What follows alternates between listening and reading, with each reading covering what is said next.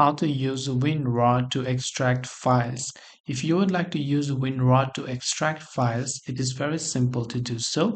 Now, basically, the problem here is quite simple. All you have to do is first you want to go to your browser, go to win-rar.com, go to official WinRAR website and download the WinRAR and install it.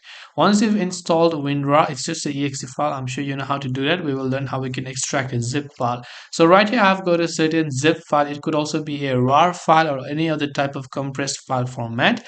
To basically extract this, after we have installed WinRAR, you can right click on it, and here you can see the WinRAR option. You can choose to extract files or extract to this particular folder or extract here. So when you select either of this, it will create another folder using the same name of the current file. So if I click on extract to, you can see on the next, it will first create a folder. So within that folder are all the files that are actually inside the zip file, and it will extract them accordingly.